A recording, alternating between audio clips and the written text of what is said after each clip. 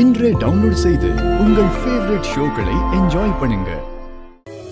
வான்மதி, சாரா, உங்க பார்வையில, அதாவது இளைஞர்கள் பார்வையில கூட்டு குடும்பம்னா என்ன?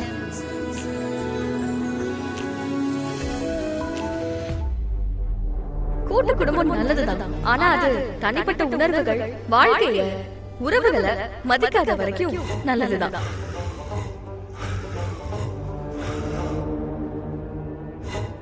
கூட்டு குடும்ப வாழ்க்கையில எல்லாரும் சேர்ந்து முடிவெடுத்தாதான் அது ஹெல்தி.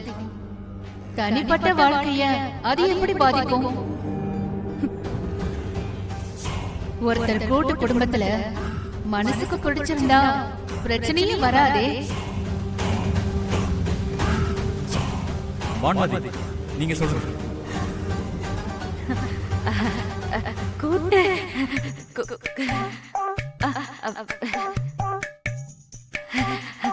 கூட்டு குடும்பங்கிறது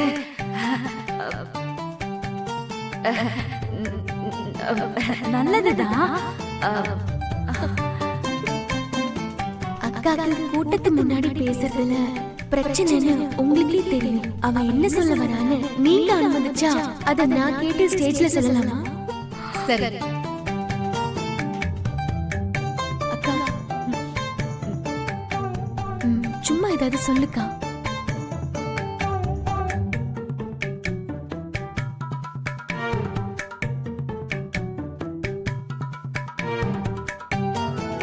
அக்கா சொன்ன விஷயத்த நான் இப்ப ஸ்டேஜ்ல சொல்றேன்.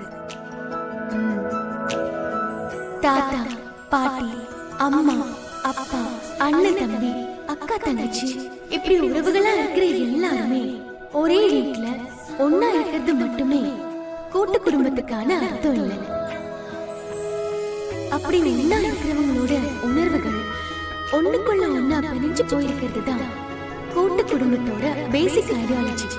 சந்தோஷமோ துக்கமோ அங்க எல்லாருக்கும் பொதுவானதா இருக்கும். போட்டி, பொறாமை, இந்த மாதிரி வார்த்தைக்கு கூட்டு குடும்பத்துல அர்த்தமே கிடையாது. தவமா இருந்து கிடைக்கிற வரம் தான் கூட்டு குடும்பம். அதுக்கு ஆயுசு ரொம்ப ரொம்ப கெட்டி. தனிப்பட்ட எந்த சக்தியாலையும் அந்த கூட்டு குடும்பத்தோட எமோஷன்ஸ உடைச்சிட முடியாது. கூட்டு குடும்பமா இருக்கிற யாருக்கும் யாரையும் பிரிச்சு பார்க்கணுங்கிற புத்தி வரவே வராது. ஆனா வெளியில இருக்கிற சில பேருக்கு கூட்டு குடும்பத்தை உடைக்கிற ஐடியா வந்து வந்து போலாம். ஆனா அதுக்கெல்லாம் எந்த காலத்திலயும் வாய்ப்பே வராது.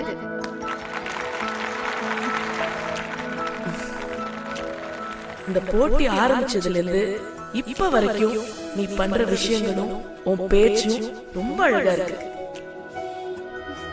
அண்ட் உங்களோட சாரி ரொம்ப ரொம்ப பியூட்டிஃபுல்லா இருக்கு.